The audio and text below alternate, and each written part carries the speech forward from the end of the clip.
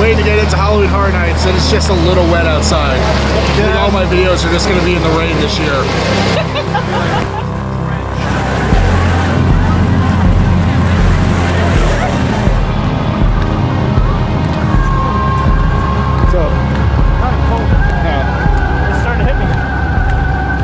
So last night I was at Halloween Horror Nights in Orlando, Florida, and I think this is at least the 4th year consecutively I've gone, and I've gone to a few more years overall. So it's kind of become a yearly tradition for me to go down to Halloween Horror Nights. I did opt to go with a fast pass as I have the last couple of years. It's always kind of difficult without a fast pass to get in everything you want to do, and unfortunately it costs an arm and a leg sometimes, but to me it's worth it to get to experience everything and not have to just hit a couple houses and then either come back and still end up paying about the same amount or just never get to do them.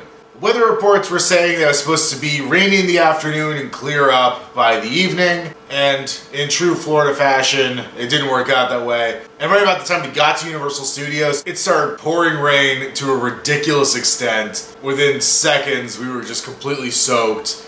It was basically a sea of people in ponchos and umbrellas, and then, you know, people like me who didn't want to pay $10 for a freaking piece of vinyl to drape myself in. Just sitting there being completely soaked in normal clothes. And there's a lot of thunder and lightning as well. But the rain let up about the time we were let into the park. But after going and looking at some other vlogs people have done of Halloween Horror Nights, it seems like there probably were a couple things that we didn't get to experience in their fullest because of the weather. And usually I take a very simple route around the park. Usually just do a big clockwise circle through the loop that is Universal Studios. And I usually just hit everything I really want to do, and then maybe I'll go backtrack and do the stuff that was a lower priority later if I have time.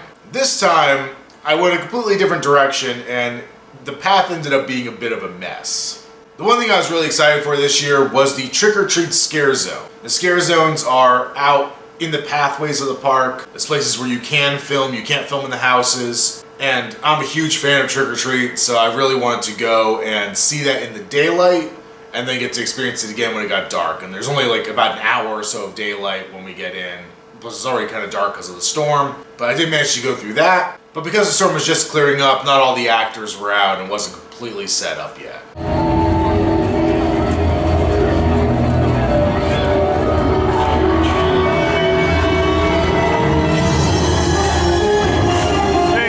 Nice.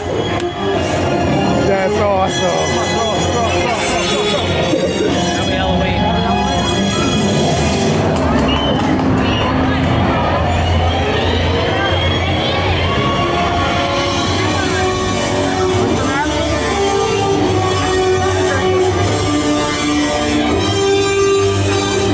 I thought he was just back there. I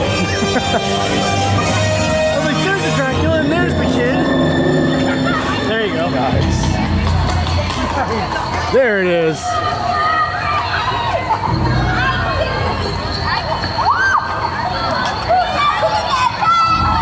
I believe first then we backtracked a little bit and went through the Saw house. And I prepped like an idiot for all this stuff. I actually watched all the movies that were inspiring houses this year. The only thing I didn't do were the 2 TV shows. But I did go and marathon through all the Saw movies, and that helped a little bit. The problem is, Saw, like The Exorcist last year, doesn't really translate to a haunted house because they can't go and put traps on you.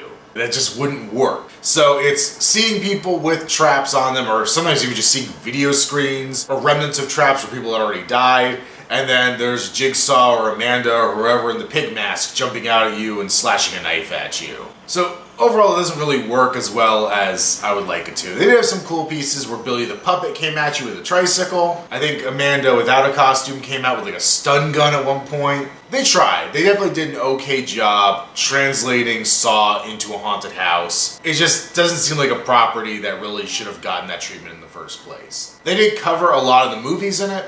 They had, of course, the iconic set up the bathroom from the first movie. They had the ice block head crush from, I think, part 3 or 4. I know they either had like the Venus flytrap or the reverse bear trap in there, probably both, in different places.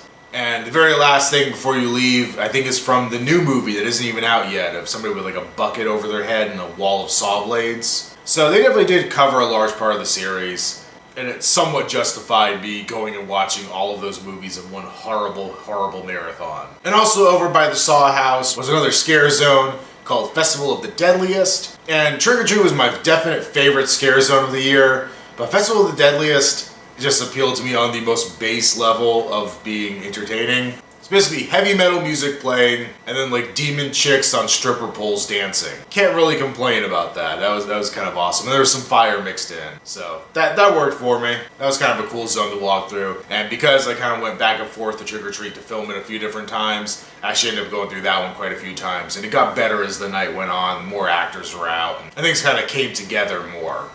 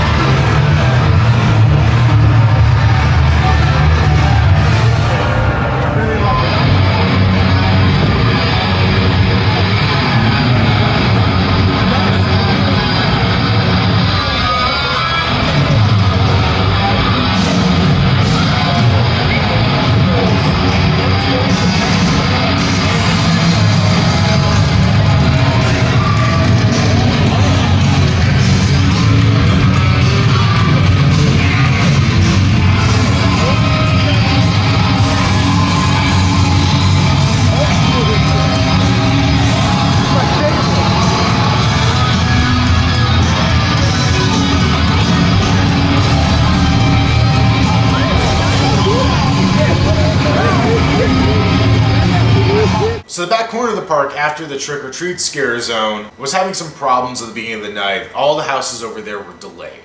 So Ash vs. Evil Dead was delayed, and then 2 of the original houses they had this year were also delayed. So we had to kind of bypass those and come back later. So we decided to go on Men in Black. That's also a fun ride. After that, tucked back in the corner next to the amphitheater where they played Bill and Ted's, which was the last year for that because I think they're tearing that down, there was the Blumhouse house, which is the most awkward thing to say ever. So that is close in the running for my least favorite house of the night. This was multiple Blumhouse properties. So it's covering Sinister, The Purge, and Insidious. The Sinister part didn't really feel like it lived up to anything. Really, Insidious was the star of the show, so the other two kind of got shortened quite a bit. Sinister, they had some little clips playing from like the films, and Bagul would jump out and kind of scare you randomly through a house. They didn't really do much with it. It felt like it was over very quickly, then you were onto The Purge, and The Purge kind of just was more of the same. You're still in a house. It was kind of going more off Purge 1, so it was the invaders coming into the house from the first movie. The only plus side of that is nobody was at that house really when we were in it, so there was big gaps between people going through. And one of the Purge actors basically started following me after he tried to jump out and scare us. We continued walking down the hallway that he's in, and he just started like coming after me with a knife. So that was at least kind of mildly unnerving. Then it was into Insidious, and that just felt like a mess. It felt like they just kind of put all the 3 movies in a blender, maybe even the 4th movie. I'm not sure. There was stuff I didn't recognize, so it might have been from Insidious 4, but it was just kind of all over the place. I know there was like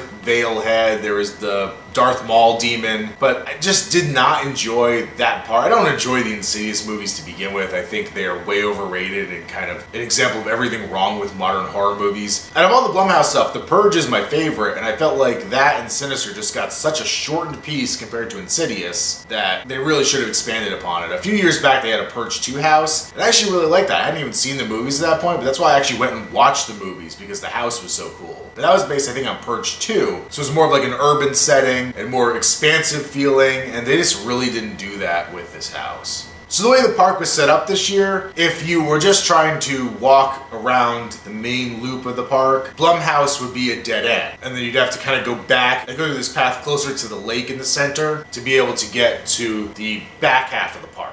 But by going through Blumhouse, they actually push you back out where you can go either direction. So we continued around the outside loop of the park. So I think I lost myself a little bit here. I think after Men in Black, if I remember correctly, one of the original houses in that back corner had opened up, and that is the Hive. And looking back, I think originally it was supposed to be called something that invoked vampires. I forget the name that it was originally going under. And I wish they would have kept something like that in the title, because it took me a while to realize we were even looking at vampires. You're going through a house, and these creatures start coming out at you and growling or snarling at you. When I saw the name, I assumed it was going to be like killer bees or some weird shit like that, but it was vampires. Eventually you start seeing coffins, you see stuff hanging upside down by their feet, and you kind of get the picture of what it is. That house was okay. To be quite honest, I don't remember much of it, so that probably gives a good impression of the quality of the overall house, just that I don't really remember what goes on as you're going through it. I know at one point a big Nosferatu looking vampire comes out at you, but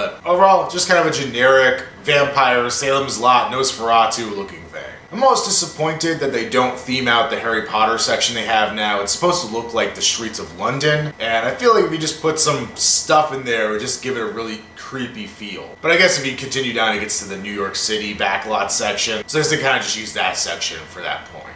But the next scare zone was called Invasion, which was kind of a very 50s looking alien encounter thing. Probably the weakest one in the entire park, and I've seen some video from other people's stuff. It looks like maybe the weather was really an impact here. This is the only one we went through once, so I didn't even get a chance to maybe see it as the night went on really. But they had a UFO crash, they had some military trucks, they had some people walking around in alien costumes and some weird garbled voice playing over a radio. It just wasn't very good, it wasn't very entertaining, and they just pumped smoke through it, so you really couldn't even see half of the stuff. And honestly, that's a complaint I have overall with the houses this year, is they use so much smoke effects that often you were just struggling to see and struggling to breathe as you walk through the damn things.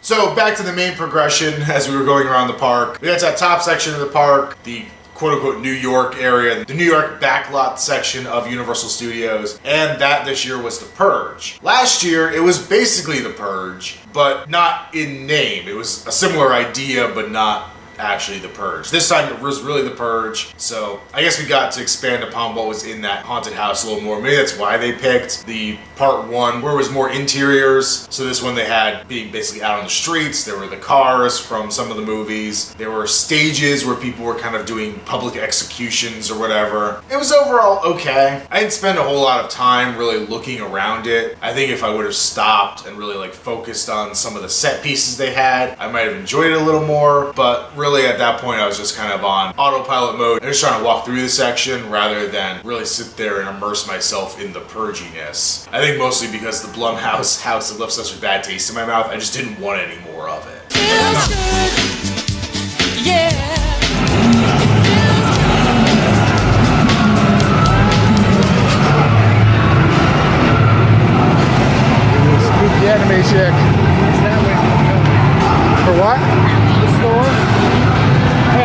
do this real quick.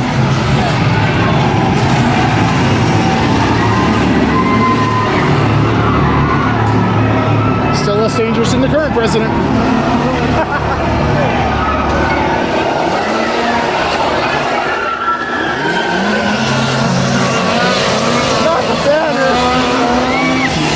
He was sawing the banner.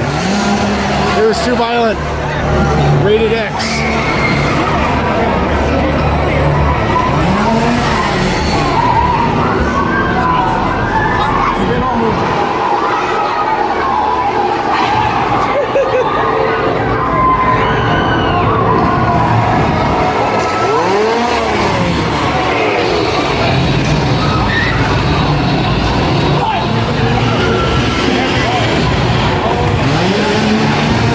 United We Purge, ladies and gentlemen, United We Purge.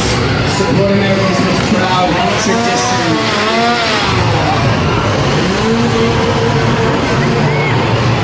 Also in that top section next to the Mummy Ride, they had their official Halloween Horror Nights store. All the stores around the park that are open have Halloween Horror Nights merchandise, but this one was kind of cool. It had some life-size props or mannequins based on the houses. So they had like a mannequin with like Ash's clothing and chainsaw on it. They had Billy the Puppet. They had Sam sitting up behind the checkout counter. They had the twins from The Shining. They had some random thing from American Horror Story. And they had their mascot this year, which I don't even know what its name is. It was just some big skeleton looking dude with like bedazzled stuff all over his face. It was kind of weird. But overall, that was kind of a neat little pit stop. It's something that I found out last year was there. I didn't realize that there was a better store, a cooler looking store for Halloween Horror Nights, but this is definitely the one. If you're gonna stop at any store, it's the one to look through.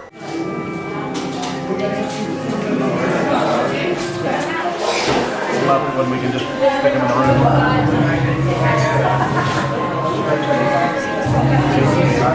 I think I really just want to go ahead and get the everything shirt.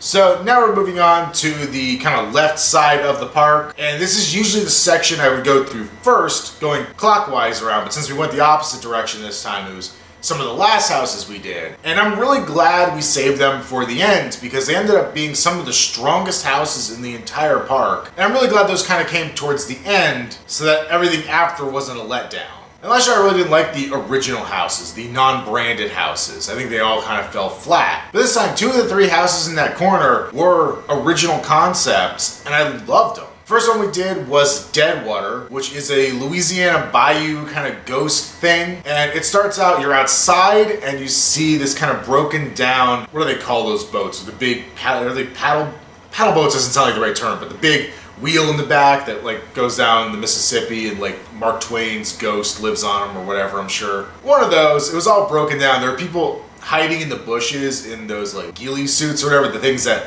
look like you're a bush, and they're just jumping out and they look like they're part of the plants coming to life and grabbing you. But you get onto this boat and the boat kind of looks like it's sinking in the water, and when you're on it, you actually end up going at weird angles. Sometimes the floor is tilted 45 degrees up or to the side or down. So you really feel like you're on unstable ground. And you're going through this boat, and to be quite honest, I don't even really remember what the scares were. I just remember it was decorated really well. It had a very cool, like, New Orleans voodoo-y vibe to it. Actually, I'm pretty sure that's what it was, like voodoo swamp creatures. The problem is that American Horror Story also had some voodoo stuff, so I'm kind of getting a little confused as to what is what. I just cannot believe any of this voodoo bullshit. But just a really cool themed boat, and then you get out into this swampy area with more monsters, I think some more like tree people attacking you, but they put like padding on the ground that made it feel like you're walking in mud. So it really just elevated the entire visceral feeling of the house. It wasn't just walking through flat ground, it really felt like you were moving through this terrain, and I just really appreciate that. I think they did a very, very good job at that house, and I was really impressed. Next up was The Fallen, another original concept house, and this was kind of demon satanic themed. And I basically said as we left the house that I felt like I just walked through a Cannibal Corpse album cover. And for me, that's high praise. That's pretty freaking awesome. You walk in, there's like the satanic looking chapel There's like human sacrifices everywhere. There's like a demon being summoned in this altar when you first walk in, and then it will like jump down and snarl at you. It almost looks like it's animatronic for a second, the way it's kind of like posed, and then he like jumps down and like growls at people from on top of the pedestal. As you go through, it's just more crazy demons and nasty looking shit, and eventually towards the end, you get these winged demons on like bungee systems or zip lines flying overhead, giving it this really cool 3D feel. And like I said, everything just has this gross kind of temple cavern looking thing going on, and I really enjoyed it. Honestly, between this and Festival of the Deadliest, Universal was just doing a really good job with like demonic stuff this year. Next up, kind of in that same corner, was The Shining, which was one I was a little apprehensive about. Last year, The Exorcist, as I brought up earlier in this video, was one of those themed houses that kind of didn't work. It sounded like it would be a great idea, but it just doesn't work in execution because Reagan's not really something you're gonna have jump out at you and attack you. But The Shining, they did really well. You walk in on the Overlook Maze. They actually have fake snow effects. I feel like every year there's at least one house with fake snow going on. I will say, some of that went up my nose while I was walking in. So I was kind of choking as I went through the house a little bit. But the house doesn't really portray the movie in a linear fashion. It's really just like chopped up bits and pieces of it. I feel like at first it's almost showing you the aftermath, and then it moves into more of the normal movie structure. But it's still kind of not in chronological order. So you go through the maze, you can hear Jack looking for Danny. Then you come into the hotel, you see the axe coming through the door. It's kind of like a static thing. I think at one point Scatman Crothers comes out and yells at you to get out of here. And you get to see all the iconic scenes you'd expect. You get to see the twins. You actually get to see their corpses. I think you actually see their corpses before you see them, quote unquote, alive, which is really weird. You see Wendy fending off Jack as he's coming through the door. You of course get clips from the movie, so they have the audio of the "Here's Johnny" and all the kind of things you'd expect. They did a really good job with the elevator scene, which I thought would be hard to do. You basically walk into a section of hallway and there's pictures on the wall, and they transform. They're kind of that lenticular looking stuff. So it looks like a normal photo on the wall. As you walk past it, it gives you visions of the blood coming out of the elevator. And then you get to this section at the end that has like a pane of glass, and I'm not sure how it works exactly, but it's one of those things where you can't really see what's going on until you're right up on top of it. So it looks just like you're seeing the elevators, and when you get closer you could see the blood flowing out of them. I think it was just static blood, and they had like strobe lights going off to make it look like it was flowing, but it was still a really cool effect. You keep going through, and the scene that had me laughing my ass off is they had the random blowjob bear costume guy pop out at you, and that just made me laugh because that is the weirdest fucking part of that entire movie. Yeah, but that was just a what the fuck moment. But overall, a very, very strong house. Did a great job of paying homage to the movie and didn't fail like I thought it would, which was really good. Going back towards the entrance of the park, we went into the American Horror Story house, and just like last year, that was disappointing. I don't watch the show. I haven't watched it in a long time, but I think some of the stuff they were showing was from a season that I'd seen some of, but none of it made any sense to me. Just like last year, it's like,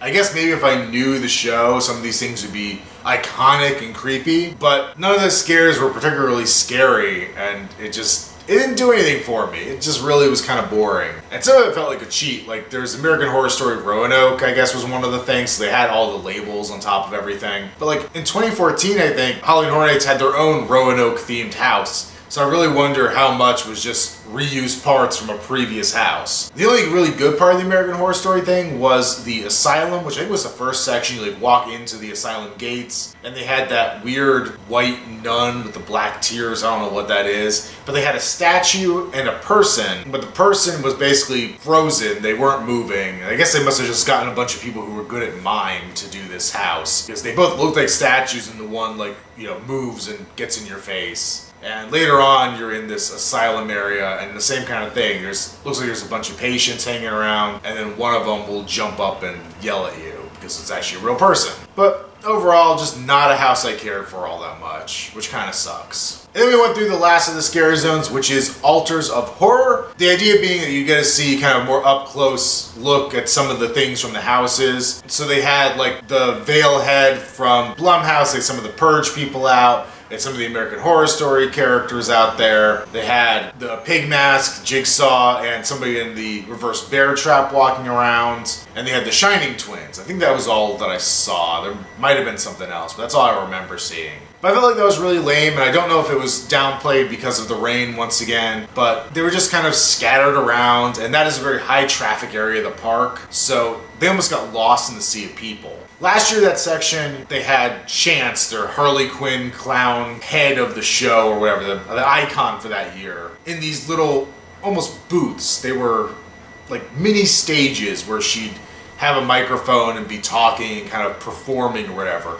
And I kind of thought that might have been what they did, like give a little mini vignette to the movie and have the actor in there doing something, like have, you know, Jigsaw torturing somebody and have, you know, whatever. But that wasn't the case this year. They were just very mixed in with everybody. It's very hard to see them. And this year, which I don't remember them doing previous years, they were letting people take selfies with them. It was very common to see people stop and take photos with people. And in past years, I felt like they were always straying away from that. Like they wouldn't agree to stop and take a photo. You'd have to kind of sneak one in if you wanted a photo with one of the characters. And I felt like that really hurt the illusion too. Not that I think these are actually going to come and attack me, but it does kind of downplay the feeling of being in a horror movie or whatever when people are just sitting there and posing for Instagram.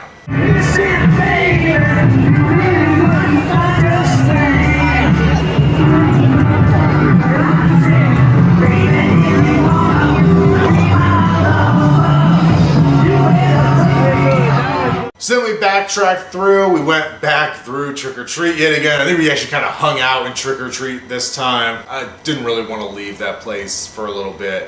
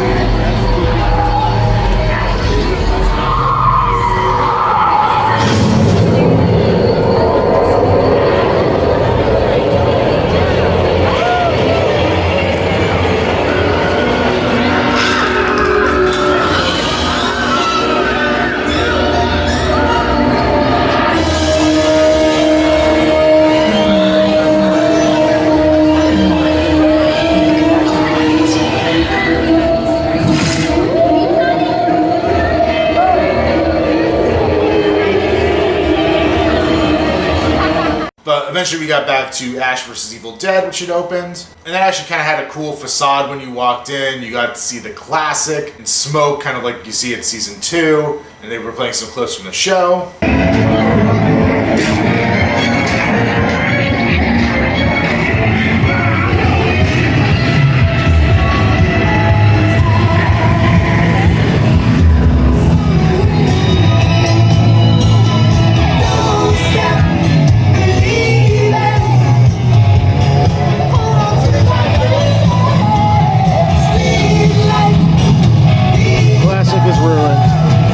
And And then inside, they kind of, not quite in chronological order, kind of like The Shining, went through the 2 seasons of the show. So you start off walking into Ash's trailer, you see him killing some deadites in there. Then you go through various other scenes, you go through some of the bars from the show where they're fighting deadites. You go to the morgue from season 2, and I think you see Ash carving his way out of a corpse. See a bunch of random deadites. I think one of the issues with this house is that you have to have people that look like Ash to play Ash. So Ash kind of gets downgraded a bit in the overall theme of everything. There's a lot more deadites and not a whole lot of Ash action. That's hard to say. You get to go through sections that have the black-eyed kids or whatever they are from the show. I guess they're more adults in season 2. You get to see Henrietta pop out, which made me happy. It was really fun to walk through all the environments and see all these cool mini sets from the show. At the end, you're walking kind of this outside-looking area. There's a fence, and they have the Ashy Slashy puppet yelling at you from over the top of it. And then you think you're done. You walk out of the house, and you go around the corner,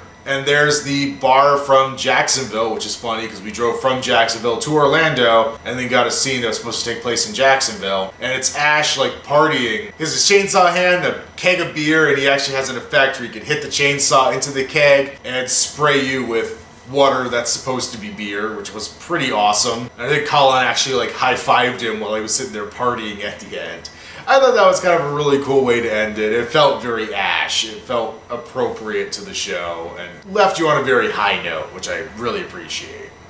Groovy. And then the last house we did, the last one that had been delayed at the start of the night, was Scarecrow the Reaping. And this was another house that actually had some outdoor theming. They had a windmill and some corn rows and like some demons in the corn looking things like skeletons. And a little farmhouse that was the outside facade to the haunted house itself. Outlander! We have your woman! She still lives! He who walks behind the rose. Oh wait, that's South Park. But that house didn't do a lot for me either. Scarecrows I don't find particularly scary. I think things made of straw aren't particularly threatening. But there's a bunch of scarecrows that jump out at you, they yell at you, and the first half of the house, the timing was really off. Like all these scares were happening behind me. Nothing came out of me. There's another moment towards the end where there's like an open doorway and you hear like thudding footsteps, and once again, pretty much right behind me popped out this more massive monster looking scarecrow, but just the timing was really bad in that house.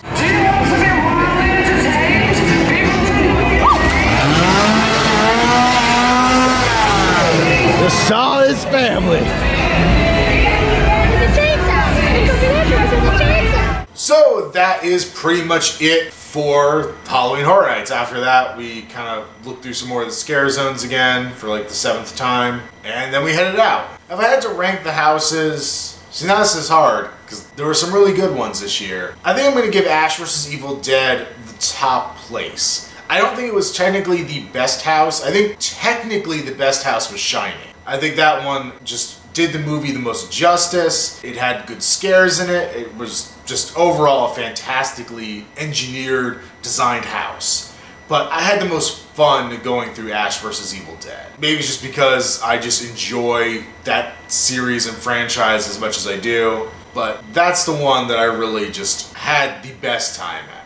But that is definitely the one. If I was gonna go back and I could only do one house, that would probably be the one. So Shining, I'll put at number 2. Like I said, incredibly well done. Then that back corner, I would definitely give high marks to Deadwater, probably gonna be number 3, followed very shortly after by The Fallen.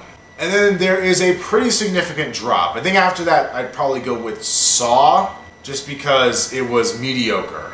Hive would probably sit next to Saw. Not a bad house, but not very memorable. Nothing great to it. American Horror Story would probably sit under that. It's just one that I don't care about as much. And maybe if you're a fan of the show, it's better. But I didn't enjoy it. Also had a really weird thing where you get quote unquote into the house, but then you go through this really long line before you actually get into the actual house. It's really kind of just a strange setup for that one. And we had express passes, so that I think was everybody.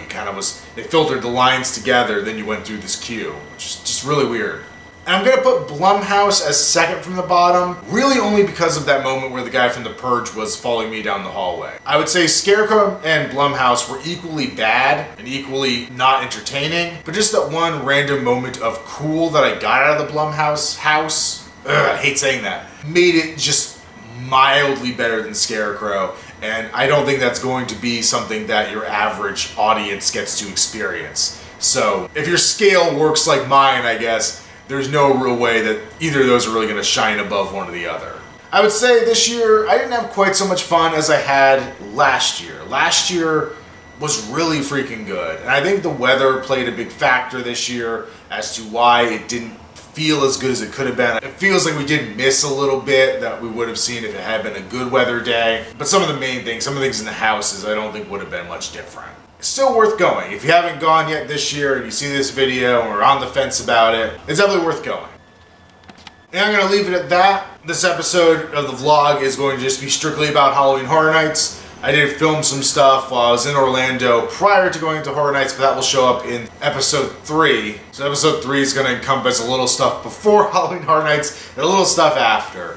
But it just felt better to give Halloween Horror Nights its own video because I knew I'd talk for quite a while about it. So that's it for now. I'll see you guys in the next one. Outside the Box Reviews Halloween Horror Night vlog is filmed in front of a live studio audience in Universal Studios in Orlando, Florida.